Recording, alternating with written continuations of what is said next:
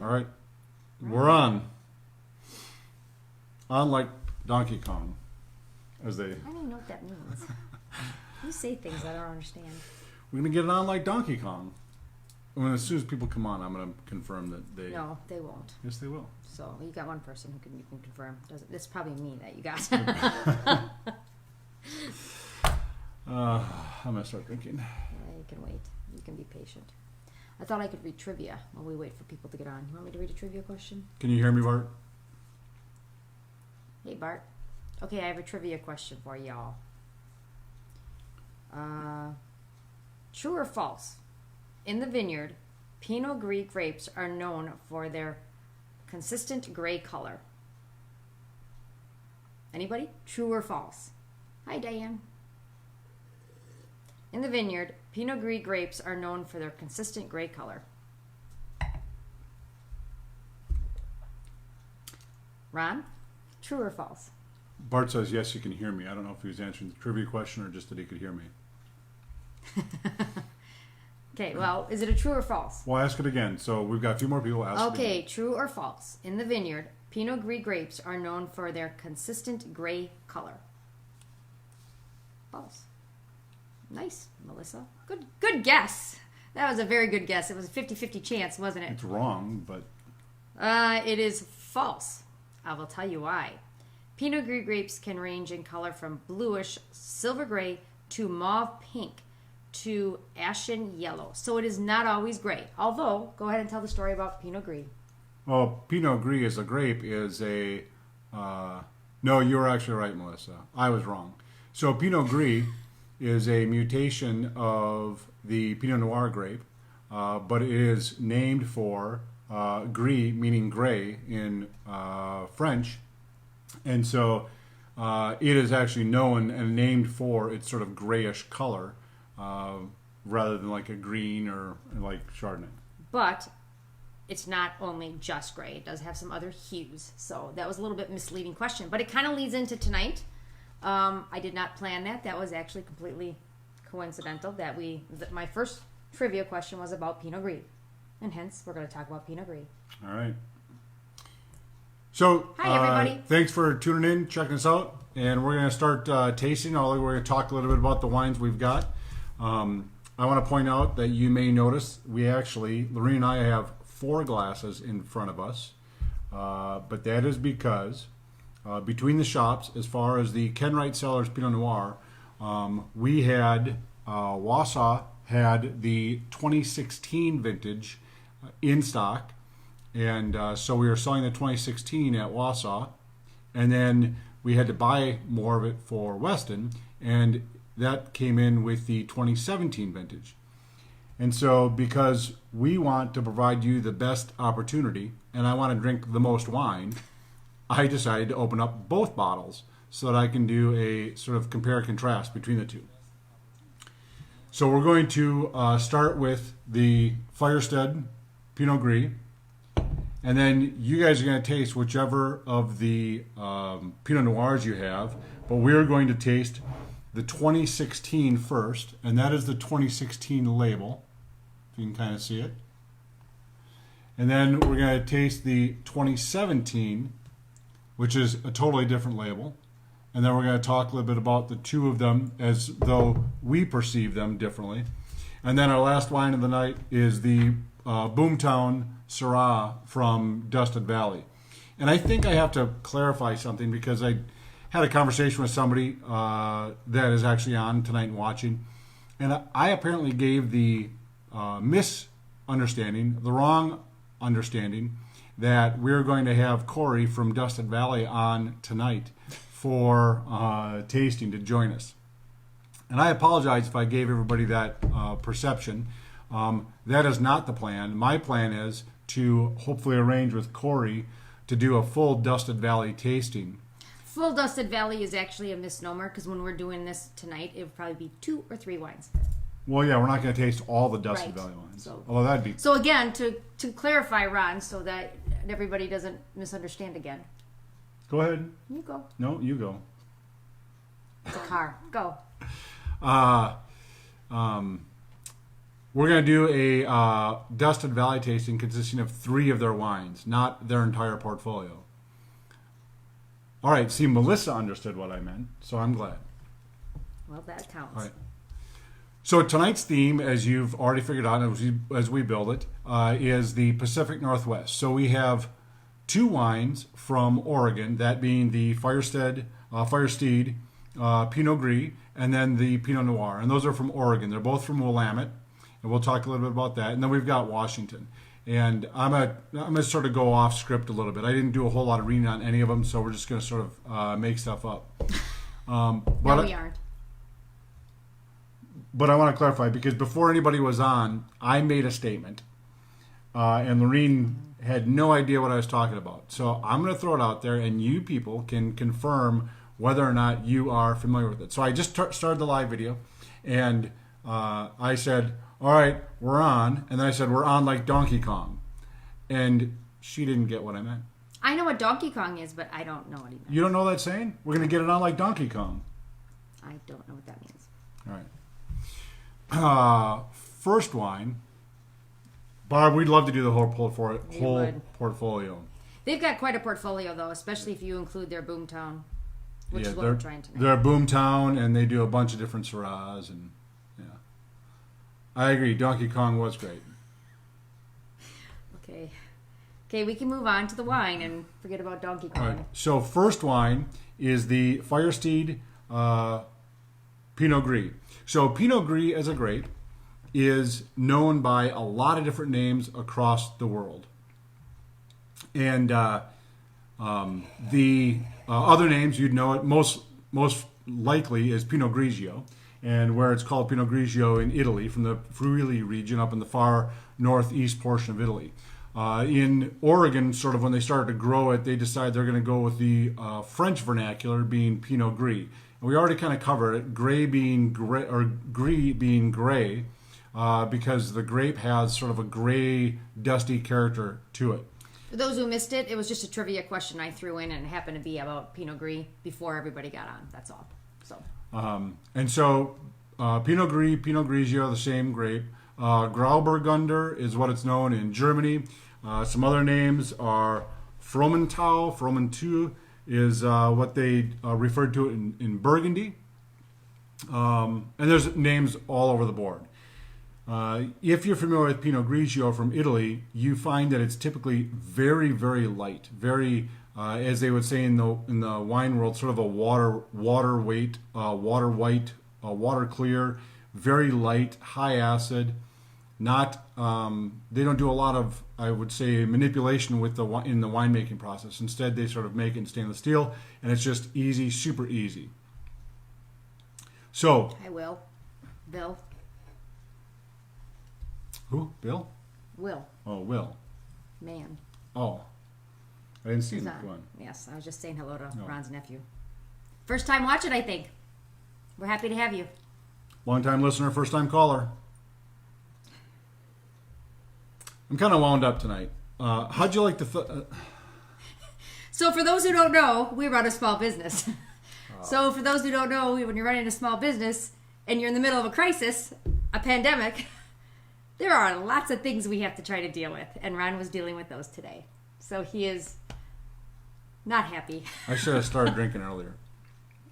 So Firesteed is a winery founded in 1992. Go ahead and swirl this and look at it. We got somebody from South Carolina. Welcome. Oh, Barb's daughter. Barb's daughter or daughter-in-law, yes. one of the two, right?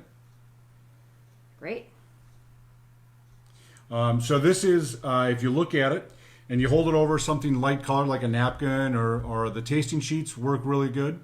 And I think it's got a little color. It's got a little sort of golden hue to it. Maybe a little bit of I think it's very golden, almost like very crisp gold color. It could be our table a little bit. I don't think so. So although they sort of stylistically already said they make it sort of a Burgundian style.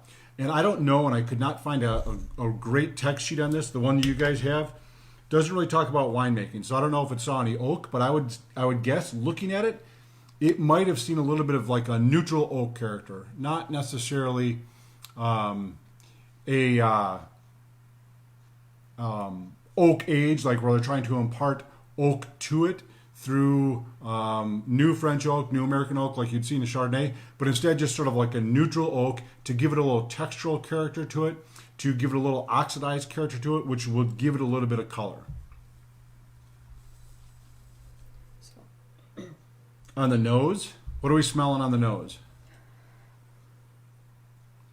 So established in 1992, the gentleman who started Firesteed, his name was Howard Rosbach, and he actually started in a wine store, working in a wine store, had his own fine wine store, then he started his own distributorship, and then in 1992, he started Firesteed. And just like a lot of people who get into a big business that's successful, in 2016, he sold his winery to Vintage Wine Estates. And Vintage Wine Estates is now sort of the parent company of Firesteed. They're the parent company of a lot of wineries, but Firesteed is just one of them. I get lemon. Lemon and... You know, you sometimes get pith. And it's more of a textural. And I'm wondering if I'm getting a little bit of that textural. Like orange pith. Or maybe lemon pith. Maybe that's the lemon. What's everybody else getting? So this wine, very characteristic to me anyway, in Willamette Pinot Gris, is more textural than I find Italian Pinot Grigio. So it's got a grippy, a really mild grippy sensation. Somebody's getting a hint of marshmallows, pear and peach. That's interesting. Marshmallows are, that's a fun one.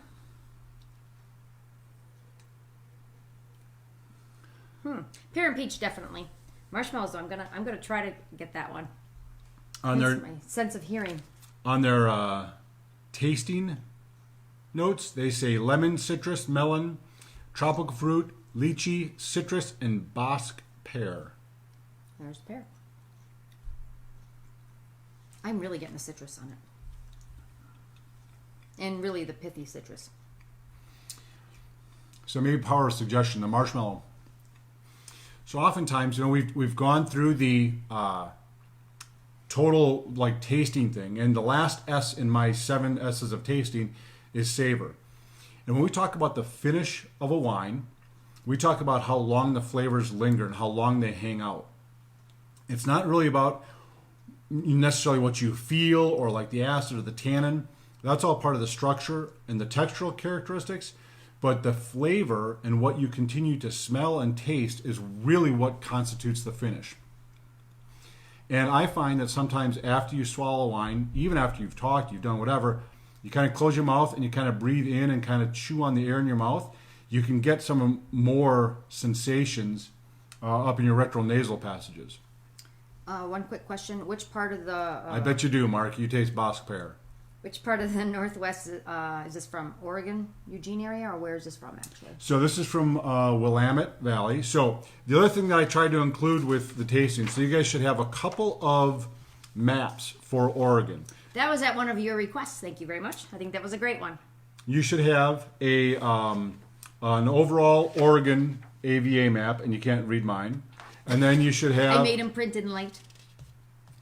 You should have a Willamette Valley AVA. So this wine, I don't know where the vineyard sources are for this because I couldn't find a great text sheet that talked about it.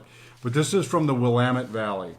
And Willamette is sort of broken into, if you look at the overall Oregon map, you see that Willamette runs pretty much from Portland and the Columbia River all the way south, just to south of Salem. And that's the entire Willamette Valley.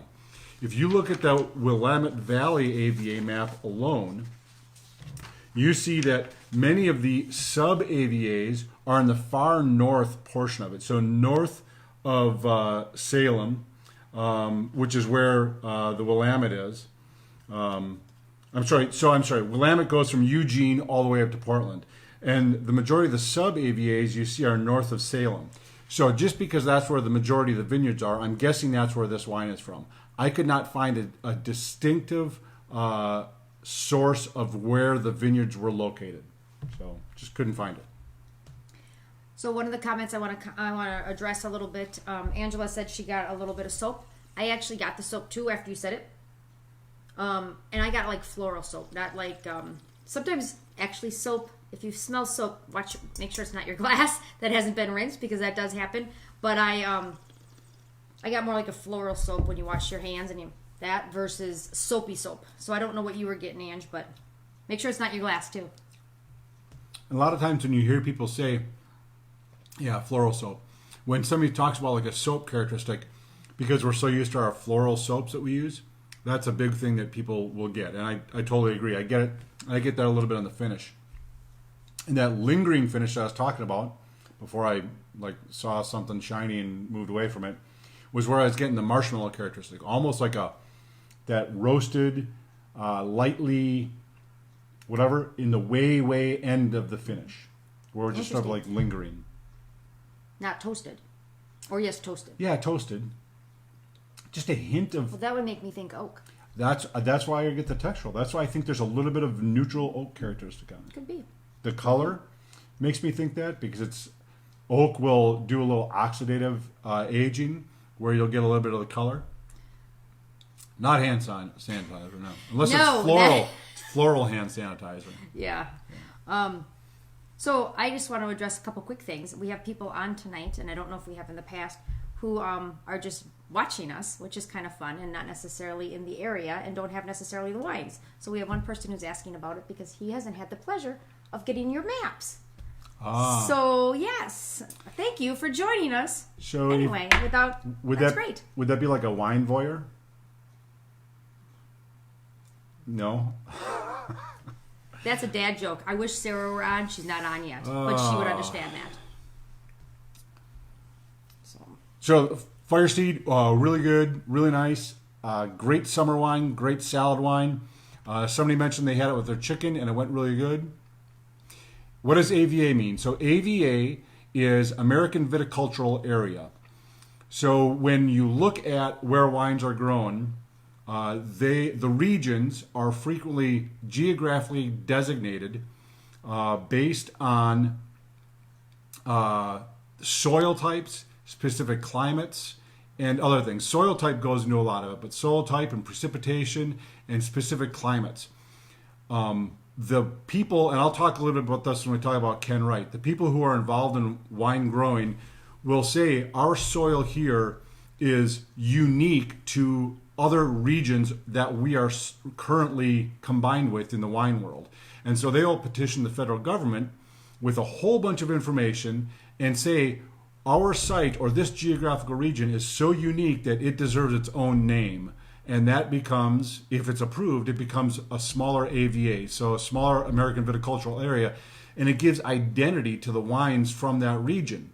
And this is where the term terroir, Terroir, comes from. Terroir is a French word that doesn't have a direct translation, but amounts to a sense of place, a combination of the soil, of the climate, of the altitude, of the slope aspect, of all of these things that go into exactly where something is grown. And so that word terroir is as one wine writer once wrote, is a somewhereness of where the wine was grown. Somewhereness? Somewhere. Yep. Somewhereness. Like somewhere. Mm-hmm. Yep. Sense of place. And so the AVA, American Viticulture Area, recognizes and tries to provide a name to that somewhereness, if that makes sense. Long-winded, as usual. Yes. Don't worry, I'll cut him off if he gets too long. You all know it. So, Willamette. I'll talk about this because people will frequently mispronounce it, and they'll say Willamette. Oh, $12.99.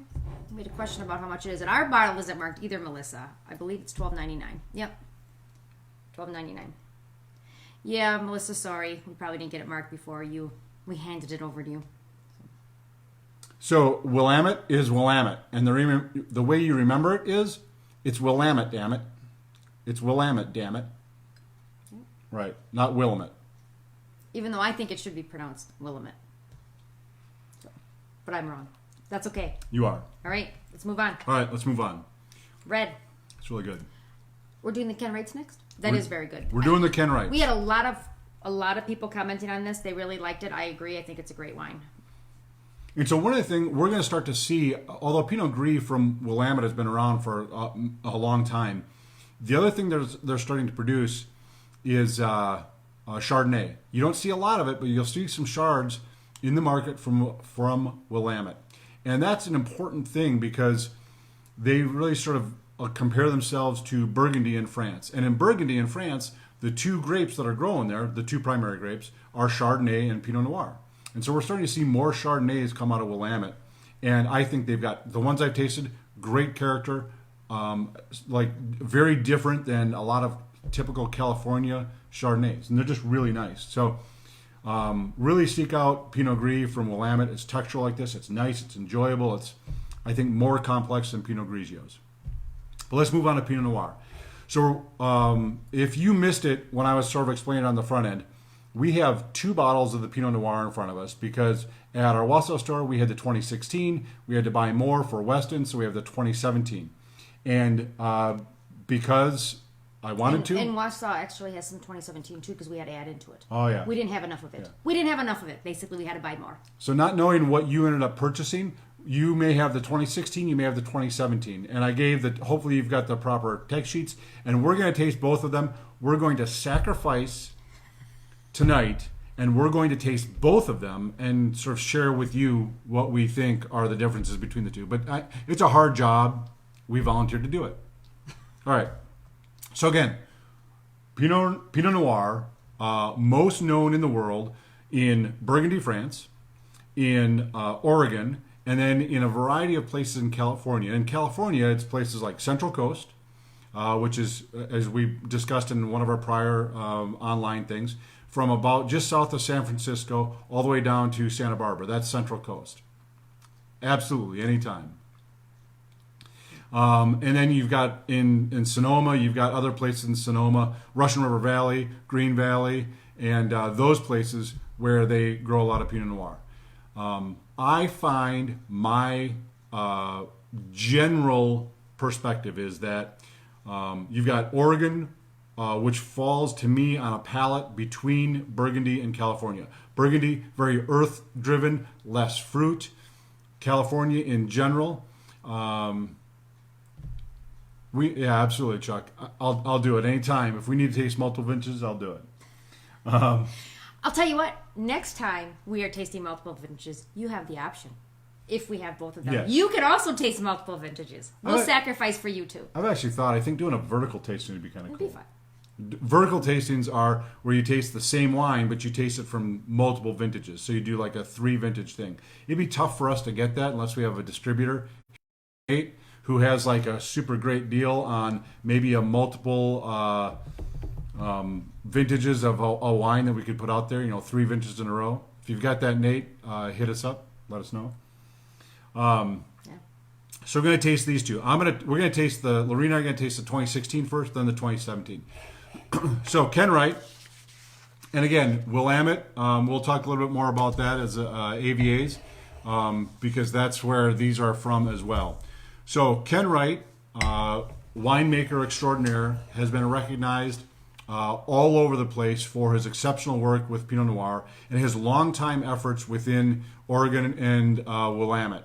Was very instrumental in the development, as I was discussing, very instrumental in developing 6 of the sub-AVAs within Willamette. And I don't know what those are, but he's just been involved in the whole industry for a long time. So in, let me get my notes here. In 1986, Ken Wright, who I think is from like Kentucky or something, and he found himself out in Willamette. In 1986, he established Panther Cellars. Panther Cellars was another winery that he did, worked it all up. I think he subsequently sold Panther Cellars. And then in 1994, he founded Ken Wright Cellars. And Ken Wright doesn't own any vineyards. At least I don't think they do, but they never ever did. All of the Ken Wright wines, and he does the Willamette, and then he does a whole bunch of vineyard designates. So when we start talking about vineyard designates, just like the sub-AVAs that we're talking about here. So let me just grab my Willamette AVAs. So if you look at your Willamette Valley map, you've got things like Chehalem Mountains, Yamhill Carlton, McMinnville, Ribbon Ridge, Dundee Hills, Eola Amity Hills. All of those are sub-AVAs. Within an AVA, there's grape growers or wineries, but grape growers who have a vineyard, and they have a name for that vineyard, and they'll do a vineyard designate wine where the name of the vineyard appears on it, as well as the sub-AVA. Ken Wright does like 13 different vineyard designate Pinot Noirs. And if you want to break down that sort of terroir of an AVA to a finer degree, it is the vineyard. And that's where vineyard designates come up. So you could sit and you could taste, his 13 vineyard designate Pinot Noirs, and they would all be different. Even though they're all from Willamette, they're all Pinot Noir, the winemaking techniques are probably extremely similar. But the vineyard itself produces a different style of fruit. So these two are his overall Willamette Valley, and they're named that because they're a blend, actually, of grapes from all of his, not all of, but several of, and he doesn't specify, of his vineyard designates. So these contain the fruit from some of those vineyard designate wines. For those who can make it into the shop before the pandemic and back when we're done, we actually carry this wine or serve this wine on tap. So if you're interested in trying it, the Willamette, in a huge tap, come on in after we're done. That's one of the reasons that we sell it, so that you guys can enjoy it at home too. Not the only reason, though. It's also one of Ron's favorites. It is. He's got a soft spot for this winery. Actually, Boomtown, or Dusted Valley too. Absolutely. So he's got a couple soft spots. This is one of them. And so we have visited Ken Wright on a couple of occasions. We were out and we actually did some grape sorting with them. They were bringing in grapes for actually a different wine that they sorted grapes for. So we were sorting, I think it was Merlot. I think it was Merlot. Merlot on their sorting table. If you've gone to our wine class, you see us sorting the grapes there. That's Ken Wright. Somebody said unrelated. I think they had a question. I don't know what it was. Oh, it's Melissa. I'll see what she said. So she's telling you how to pronounce Nevada correctly. Okay. Nevada, not Nevada. Not Nevada. Thank you. So she's just making fun of. So it's Nevada? It's Nevada. Is that correct, Melissa? Or just Nevada? when you visit. Oh, Mark says that the text sheet says there's 8 vineyards actually in this one. So. Yeah, it's at the 2016 or 2017? Oh, the 2016. Yes. So a text sheet, as we all learned when we were kids, RIF, R-I-F. You remember that? Reading is fundamental. The fruit for this bottle is sourced from 8 Pinot Noir vineyards. Oak program, 11 months in 100% neutral French oak barrels. And that is for the 2016. Unfortunately, the 2017 text sheet does not give us that level of detail. However, because this is his Willamette bottling, I'm guessing it's a very similar winemaking between them year to year. Again, probably pretty similar.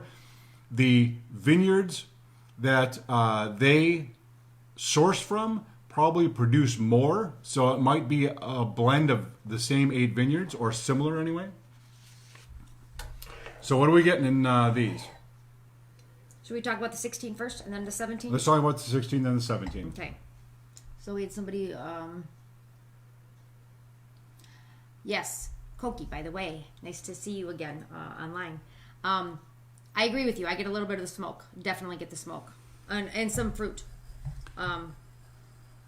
I think the 16 is meatier, and unfortunately you all are not comparing like I am. It is meatier than the 17. I'm not sure if we still have some of the 2016 or not, Kim. Syrah might know, and I know Syrah she's was on. popped down. Syrah's on. She might know if we have at Wausau for sure. She'll know because she was just there tonight. I know we don't have it at Wausau. We might still have some at Weston. I don't remember. Syrah says the 16 sold out. At Wausau and Weston too, Syrah. We never had the 16 at Weston. Oh, okay. Never mind. 16 is gone. So I think the 16 has, somebody said smoke. It's got a little acrid character. I think that might actually burn off over time. So if you just give this a lot of air, you swirl the out of it, it might open up a little bit more. I think it's got a lot of earthy characteristic. The fruit, although there's still a lot of fruit on it, the fruit on the 2016 has dropped off if you compared it to the 2017. So that's what happens with age. The 2017 has a little bit of I got like a rhubarb character almost off it. So like a sour rhubarb off the 17. And not in a bad way. No. In comparing, that's where you see the fruit is dropped off. This on its own, the 16 on its own, if you were not comparing it to the 17, I don't think you would say, oh, the fruit is dropped off, because it has not dropped off. But in comparison, it hasn't. That's unfortunately probably what we should stop that. I'll stop doing that. I won't compare the two because I'm confusing. The other thing, when I first smelled both of them when they first opened, when Ron first poured them, I got a little chemical smell. And kind of like Ron said, you got to sometimes wait for it to burn off. I was talking to a friend of mine the other day, and she said, how long should I let it open? And I said, well, if you've been in a bottle for 10 years, think of how long you have to stretch. These haven't been in the bottle for 10 years. These have only been in the bottle for a couple of years. But it's got to stretch out. It's got to get some air in there and open. So that chemical smell that I got is definitely gone. And it's clear that none of you are patient enough to wait to drink with us. But if you develop any patience, to me, Pinot Noir, and especially these, and higher, nicer Pinot Noirs, will really benefit from opening over the course of maybe an hour. And I mean, when you have it in your glass and you swirl and swirl and swirl, and you let it really open up, Pinot Noirs can become much more fragrant and full, if you ask me, my opinion. Yes. Actually, Cookie, we don't think that smoke is not a bad comment. It's actually very appropriate. She just said that she still gets it, but she doesn't mean it's bad. Mm-hmm. He didn't take it that it's bad because it's actually an extremely appropriate word to use. And I still get it. Ron just thinks it's going to burn off a little bit. I don't think it will. But the good thing is, you're not wrong, because what you taste is what you taste. Getting a little dirt off the 16. A little dirty earth. Maybe not quite forest floor, but a little forest floor, which is really what I really run the spectrum between what I like for Pinots. Pinots should have a little bit of earthy characteristic, and less, or maybe less so in Central Coast. And I love Central Coast Pinot Noir, and I love Oregon Pinot Noir. I'm not a huge fan of Sonoma. Green Valley is really good. Green Valley makes some good stuff. But Russian River, sometimes it just doesn't do it for me. And I like Burgundy. But Burgundy doesn't have any fruit. Very, very little fruit. Syrah says that it pairs very well with the prosciutto and arugula pizza. Thank you, Syrah. And I can see that, actually. I can see because like I said, I get a little meatiness. I think that would actually complement the arugula, the prosciutto quite a bit. I had the prosciutto and arugula pizza the other night, too. And I hadn't had it in a while, and I actually got a lot of smoke and meat out of prosciutto, which I don't remember getting. So even in my advanced years, my tastes change and my palate's change, and every time I eat something, it tastes a little different to me.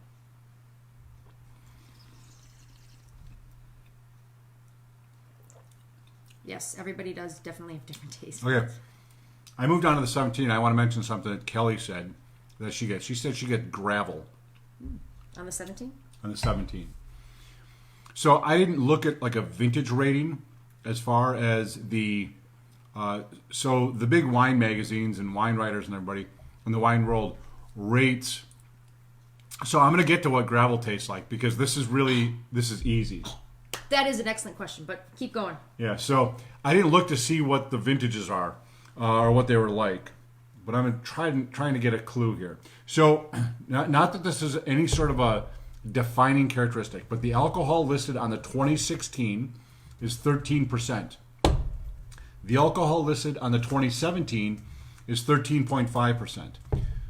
So if I took just those numbers, and I didn't read about the vintages, but if I just took those numbers, I would look to say that 2017 may have been a better vintage growing wise. It may have been a little bit warmer. The weather, the climate, not the climate, the climate's sort of fixed, but the weather over the year may have been a little bit better as far as the warmer climate results in riper fruit, which results in higher alcohol. So what does gravel taste like? Excellent question. So to me, gravel is like a flinty characteristic, although it's different than flinty. What I get, and this is going to sound totally weird, but this is kind of the way that when you taste wine, you should just pull the memories out of what you remember, is, you know, when you're like doing landscaping or you're on the side of a gravel road. Let's say you're on the side of a gravel road and a car goes past really, really fast and it leaves this big cloud of gravel dust and you breathe it in and you get that sort of dusty gravel, warm, warmish, sort of like a rocky characteristic. To me, that's what gravel tastes like, and I kind of get that a little bit. It's like a dusty stone, and I've used the discussion or the description before. Like, if you've ever licked a rock, and don't tell me you haven't, because we've all licked rocks. We've all been kids, right? It's like licking a pencil when you get graphite, or whatever, like smelling a marker. So one of the things I actually want to talk about is tasting and some of the things that you get in wine. We had a group, and it was called the Blind Tasting League, and we were a group of, I don't even know what we were. You guys who were part of it, remember? 12 people? 10 people? 8 to 12. And we got together, I don't remember if it was weekly or whatever. We got together and we would blind taste wines. I knew what they were. I was the only one, but everyone else picked out something, and then I put it together and we blind tasted. As part of that, several of us would bring things in to taste. Remember I said I've never had red currants. We should have brought red currants in, but we brought cinnamon in. We brought different spices in, candies. We brought candies in so that we could see what they tasted like. I don't think there's anything wrong after you rinse off a rock to lick it if you actually want to see what rocks taste like. If you rinse it, you lose all the dust. Okay, don't rinse it. Just make sure it doesn't have germs on it. Yeah, test it for COVID first. Exactly. So there's nothing wrong. So when you're eating, or cooking, think about the spices that you're putting in your food. And when you're drinking wine, think about whether or not you're getting those spices in. It's actually a really great way to learn how to describe what it is that you're tasting. Because like Ron says, when you say, what am I tasting? I don't know what you're tasting. I can give you ideas of what I'm tasting, but to find your own descriptors, just start tasting food. Baking spice is a big one. Gravel. Mushrooms. Do you get mushrooms in here? Often you get that in Pinot. And mushrooms are like forest floor, underfloor. Sometimes with Pinot Noir, you get a lot of like funky earth tones. So I'm not talking about like, never mind. let's move on. We'll move on, and we'll leave Ron to his thoughts. That's dangerous. It is very good. And we're moving on to Syrah. And full disclosure here, for those who know me, they know that Syrah is probably not one of my favorite grapes. So we're going to see how it goes tonight for me. Everybody has a favorite. Syrah is not mine. And that's okay. The fun thing about this is I'm not married to the wine. None of you are married to the wine. So if I don't like it, I don't have to drink it. But it's fun to try it because there are times when I think, I don't like something. And then I try it. I'm like, hey, that wasn't what I remember it being. Don't give up on wine. Don't say, I don't like oak shards. Or don't say, I don't like shards. Or don't say, I don't like Syrah. And stop drinking it. Because you're going to find one. And you're going to be like, how did I miss this all these years? So don't miss out. I'm not married to the wine either. But I have a lot of wine affairs. What? I have affairs with a lot of wine? I don't know. None of that makes sense. So, as a point of reference, and this is neither here nor there, I think the 2017 Ken Wright is showing better than the 2016. So, if you've got the 2017, that's probably a good thing. If you've got the 2016 and you'd like to taste the 2017, we still have it at both shops.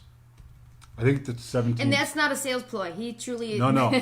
No, it's just different. They are very different wines. Same region, same everything. The 17, I think, is tasting better. And I actually think if you thought about it, or if I think about it, I think the 17 probably has more aging potential. Just the structure of it. It's a little higher acid. All right. Let's move on to my favorite, Syrah. It's Syrah. So, and it smells great. And we can talk about it. Somebody asked me what I don't like about Syrah. I find Syrah to be meaty. This one actually isn't that meaty. I also find sometimes Syrah is over extracted. People try too hard. Same with Shiraz. It's not always my favorite.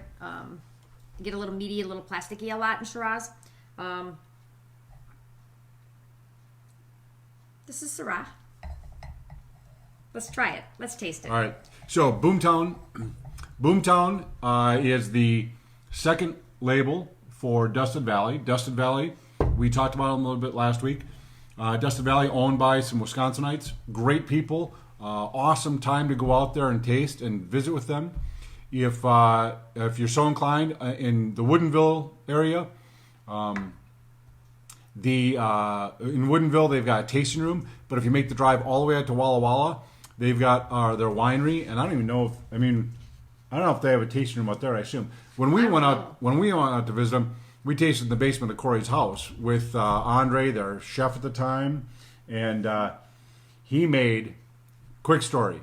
So we go out and we visit them, and we had known them from here and having them in the shop and doing all that. Yes, we'll talk about the blend.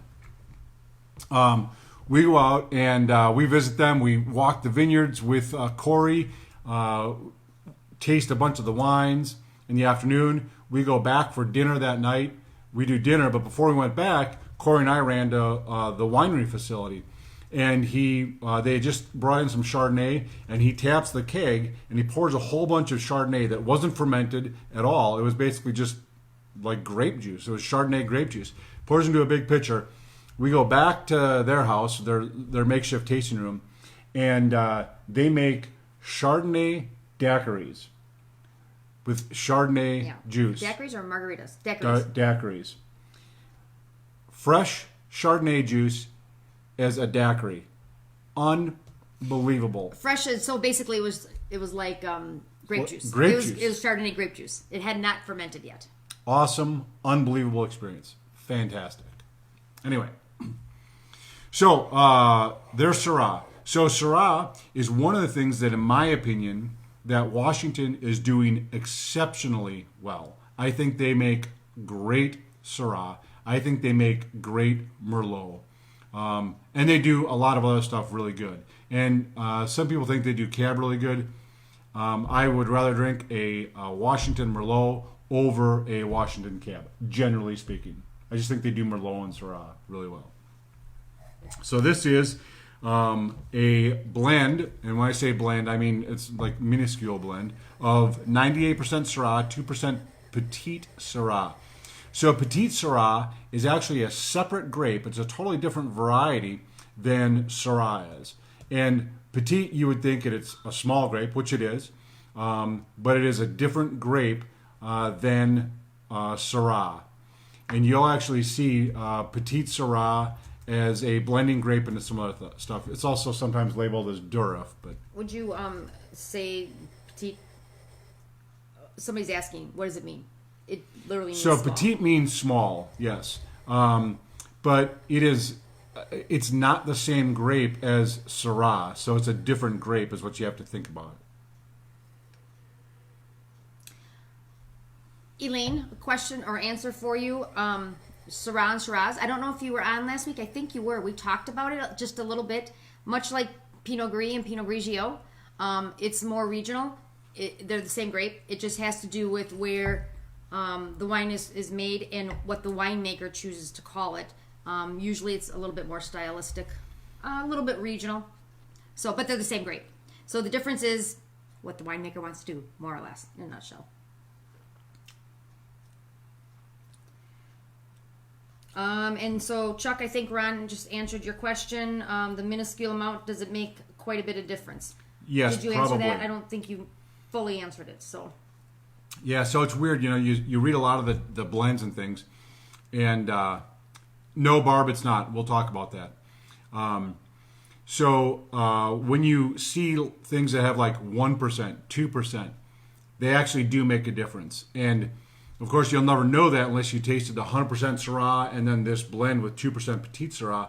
But there is that slight influence because some of these grapes, especially like Petite Syrah,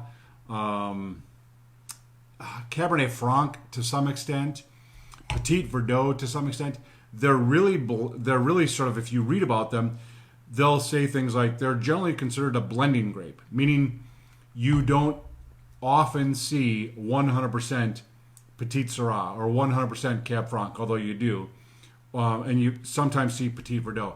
But they're really meant because of their intensity and the things that they add to the blend. They really do make a difference. So it's weird to think about that, but yes, they do. I want to address Barb's thing. She says, I do too. I'll go you first. Is it insane to taste plastic? So, in the wine realm, when you think about the sort of family of aromas, and we could break out a tasting sheet and talk all about it, but there is a category of aromas that are quote unquote petrol, Petrol, petrol base. So, like a petrol family of aromas, and they include things like plastic, rubber, tires, tar, Band-Aids, all of those things.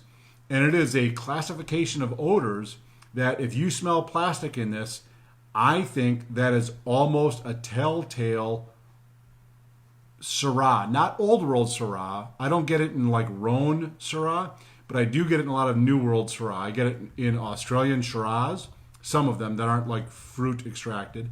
And I get it in some California, quite a bit of California Syrahs, a sort of synthetic, plasticky characteristic. And that is completely normal, and it is what it is kind of thing.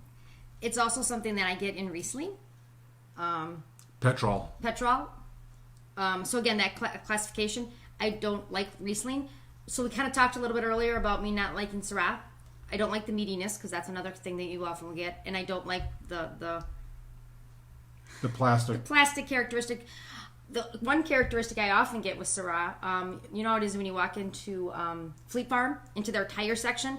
I sometimes get that in Syrah, and I cannot stand that.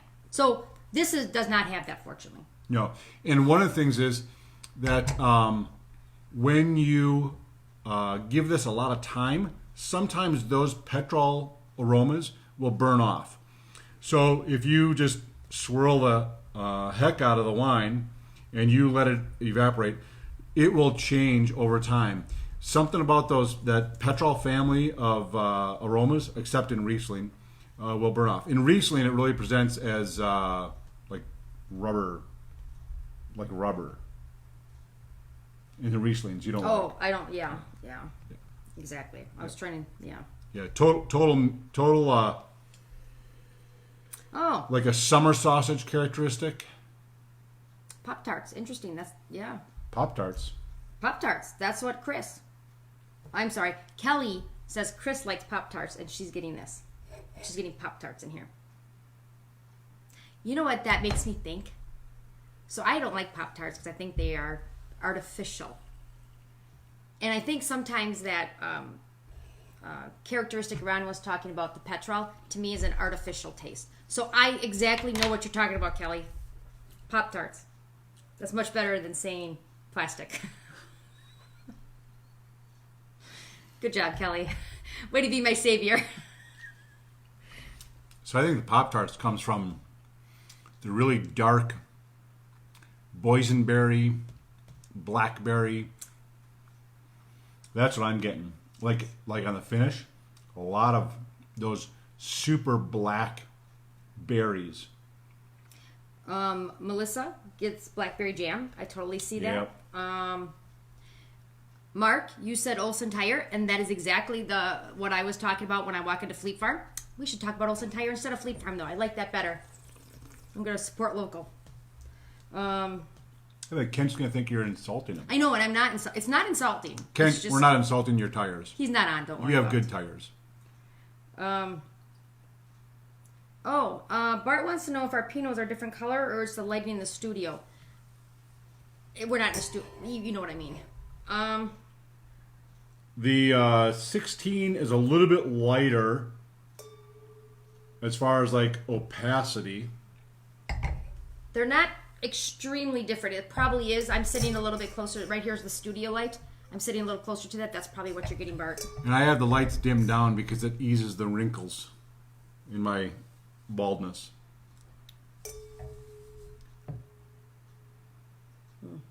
So. The 16 might be a little bit more garnet color. The 16 might be just a little bit more of that red brick hue. Although the 17 isn't like super bright and, you know, not like a Shiraz, like a young Shiraz or anything. Oh, Tracy, cooked jam. Yes, totally agree. So Jeff's asking about the skin contact between the 16 and 17. And I think you're asking, is there more skin contact or is the hotter weather? And he sort of addressed that earlier, but I don't think he got quite this detailed. Yeah, so the skin contact, I can't tell because I don't know a tasting sheet. I don't know what their maceration time was. I don't know what their fermentation time was.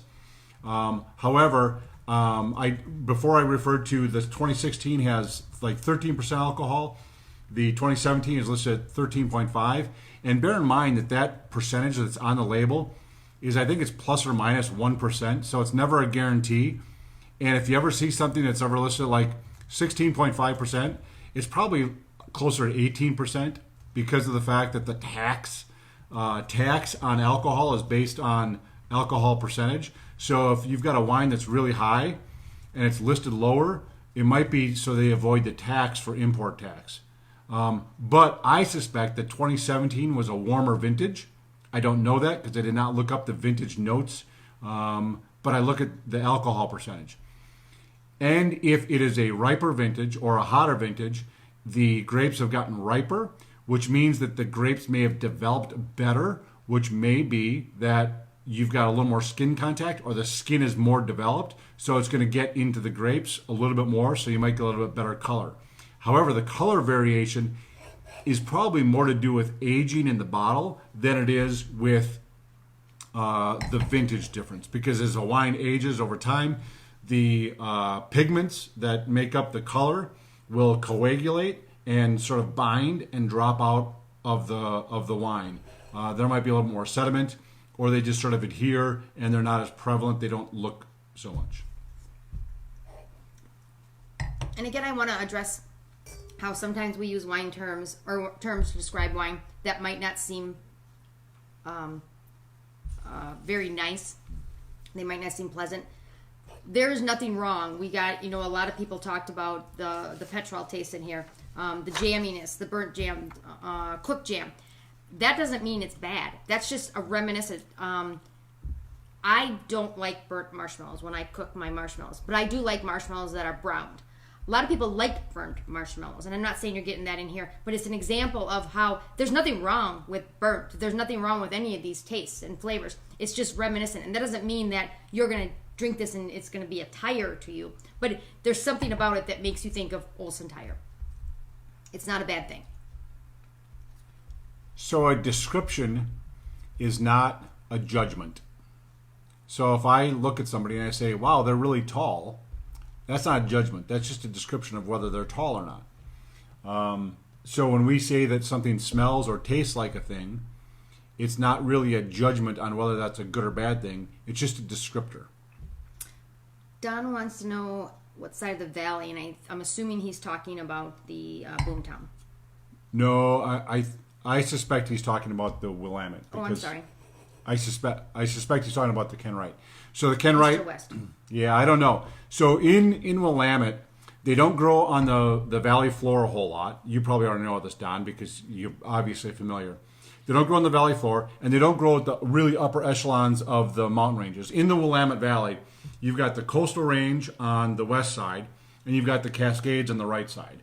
And so they grow like mid-valley. So they don't grow on the peak. They don't grow on the valley floor because the valley floor is really rich soil. Wines don't want rich soil. They don't grow well in rich soil.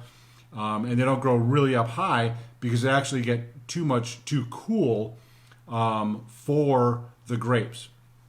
So I don't know where these specifically came from. It's a blend of 8 different vineyards. It could be all from one side of the valley. It could be a split between the two of them.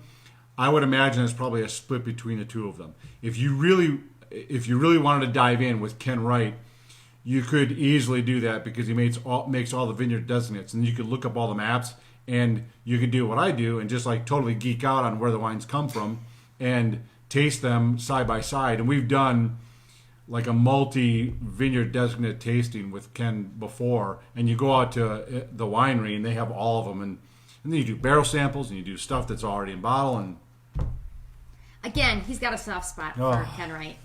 So, very quick answer. I see Angela already responded, but Diane, yes, you can certainly make a winery can buy grapes from another winery or another vineyard or whatever. There are no rules that way. If somebody wants to sell you grapes and you want to make a wine, have at it. So, all right. So I'm going to talk while Lorene's looking at emails. If we look at the Washington AVA map, real quick, the Boomtown Syrah, the vineyard that it comes from. So if you look at this map and you see where this is from Horseheaven Hills, correct? Yes, Horseheaven Hills. So Horseheaven Hills is an AVA, sub-AVA, that is just north of the border with Oregon. It's right along the Columbia River. So if you ever take this drive, if you ever fly into Portland and you get in a car and you drive out towards Walla Walla, for a long time, you've got the Columbia River Gorge on your right-hand side, which is incredible. There's some beautiful waterfalls. You can stop, take pictures, walk around on the trails. It's really, really gorgeous. But as you get further and further out, you start to sort of veer on the road. You veer north and you veer into more wine country. It's relatively flat, but the vineyards there are really affected by the gorge and the river, the Columbia River. And the vineyard for this is one of the vineyards that's closest to the Columbia River. And because of that, you get the Columbia River providing an airflow and a little bit of cooling. Although it's not a huge river, you get that ocean, or not the ocean, you get the water currents running along, and they pull the air along, which creates airflow, and it cools off the vineyards and the land closest to it. Just like I talked about last week, every great vineyard in the world has something, either altitude or water, a river, a body of water, an ocean, a bay, something that affects where it's grown. And so this vineyard is closest to the Columbia River from a lot of them that are in Horseheaven Hills, so it's a little bit cooler climate, which may result in a very different wine than those warmer climate areas. If you continue to look at this, just as sort of a point of interest, the Columbia Gorge AVA or Columbia Valley AVA is a really, really big AVA, and it actually encompasses parts of Washington and parts of Oregon. It's one of the only AVAs around that spans 2 different states. So that's sort of an interesting tidbit. And then if you continue to look out and you see where Walla Walla is, it's really close to Idaho. And actually the Lewis and Clark Valley AVA, very, very close to Idaho. And the really cool thing is that Idaho grows grapes and they make wine. And we've actually had over the years, we've had one wine from Idaho. And I suspect that we'll start to maybe see some different, wines from Idaho. Everybody's growing wine. Everybody's doing it. You may as well, right? So what do we think of the Boomtown Syrah?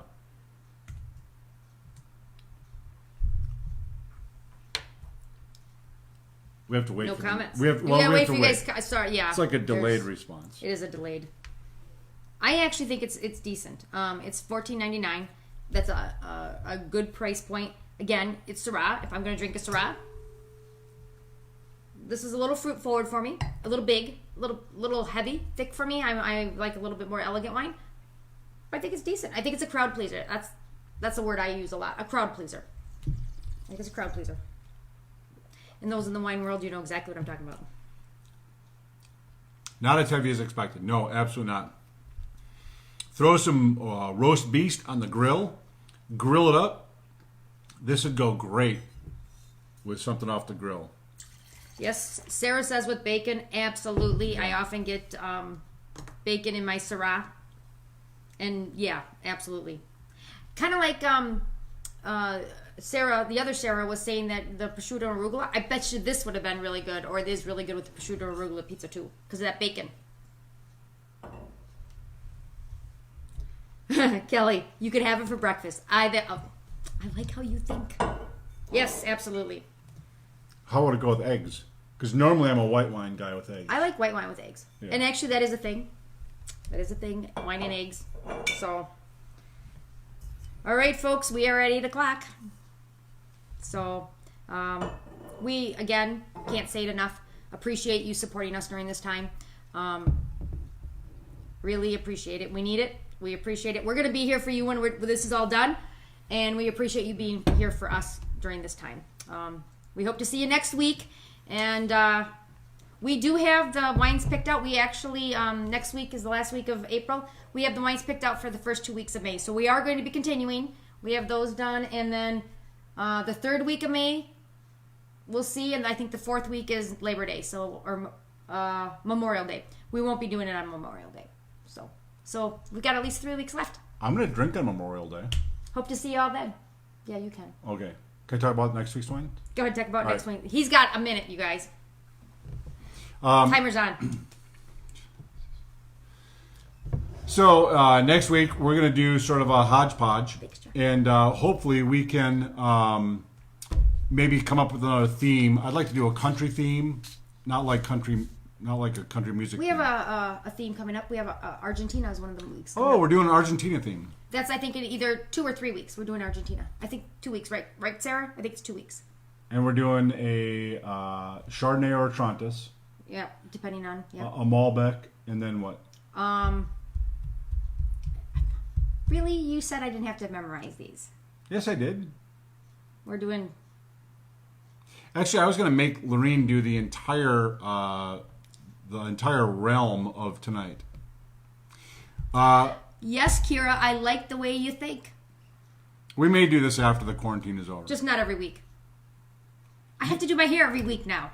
I take a shower at least once a week during the quarantine. And I'm joking, I am showering more than that. But I'm not doing my hair. So, anyway. So I saw like a little thing that like the stock of like people who like make sweatpants has gone up dramatically during this time. Go figure. Go figure. Next week, we're going to do the Robert Mondavi Chardonnay, the Palacio de Burgo Rioja, which is pretty cool. We're going to talk all about Rioja. She's got gray hair tonight. She's got gray hair all the time. Although, I'm not going to talk about the great hair pictures I've been taking of you. And then That's for a personal conversation. the Justin Cab from Paso Robles. Those are next week's wines. And then moving forward, we're going to do an Argentina theme. Argentina. I'm going to work on getting Corey to do a Desert Valley tasting where I can loop him in. And I don't know. We'll figure it out. We'll figure it out. We did have a request to kind of try to bring what we did in the blind tasting league into this. This might be a little bit too big of a venue to try that. If I think about it and I think, oh, I know this wine has a lot of cinnamon, I'll suggest that you buy some cinnamon tonight, to try for tonight. But that's a really hard thing to do in a large group. That's a pretty specific thing to do, that We love the BTL. blind tasting league. Yeah. So, Not BTK. That's a totally different topic. Totally different. all right. BTL, Blind Tasting League. If we were to do that here, we would have to have one person that you're tasting with bag the wines, and then only one person could do blind tasting. And that wouldn't be any fun. That's not as much fun. No.